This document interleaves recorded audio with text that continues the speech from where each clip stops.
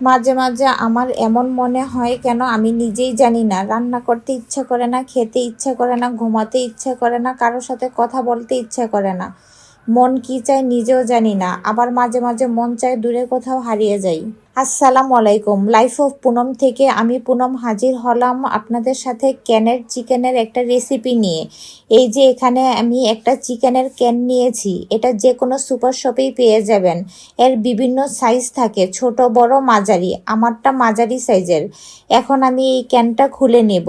ক্যানটা খুলে চিকেনগুলো ভালো করে নর্মাল পানি দিয়ে ধুয়ে নিয়েছি, সাথে নিয়েছি পেঁয়াজ কুচি, টমেটো কুচি, কাঁচামরিচ কুচি। এই তিনটা আইটেম বাসায় থাকলে আর একটা চিকেনের ক্যান থাকলেই হয়ে যাবে মজার একটা রেসিপি। এখন প্যানে তেল দিয়ে দিব পেঁয়াজ কুচি, চিকেন, টমেটো কুচি, কাঁচামরিচ কুচি, আর সাথে দিব একটু হলুদের গুঁড়া, একটু মরিচের গুঁড়া। এখন শুধু একটু পরপর নেড়ে দিব। খুব সহজ রেসিপি, কিন্তু খেতে অসাধারণ লাগে। ছোট বড় সবাই অনেক পছন্দ করে খাবে।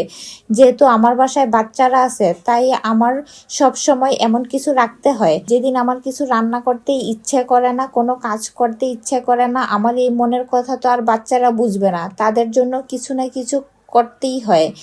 আর সেদিন এই ক্যানেই থাকে আমার একমাত্র ভরসা। আর একটা দিয়েই অনেকগুলো হয়ে যায়, আর মাংসগুলো একদম জুড়া জুড়া হয়ে যায়, খেতে অসাধারণ লাগে। আর এই একটা আইটেম হলেই বাচ্চাদের আর কিছু লাগে না, তারা খুশি হয়েই খেয়ে নেয়। আমার কাছে টমেটো অনেক ভালো লাগে, তাই আমি টমেটো দিলাম। আপনারা চাইলে শুধু পেঁয়াজ দিয়েও রান্না করতে পারবেন, পেঁয়াজ দিয়ে রান্না করলে আরও বেশি ভালো লাগে, কিন্তু টমেটোটা দিলে পরিমাণে একটু বেশি হয়, দেখতে অনেক সুন্দর লাগে।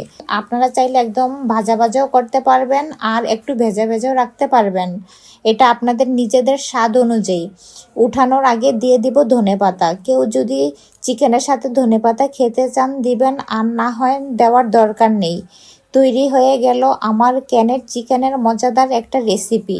বাসায় যদি একটা ক্যান থাকে, মেহমান আসলো আর কোনো চিন্তা করতে হবে না। খুব সহজেই 5 থেকে 10 মিনিটের মধ্যেই রান্না করে মেহমানদের সামনে এমন একটা রেসিপি দিলে মেহমানরাও খুশি হয়ে যাবে।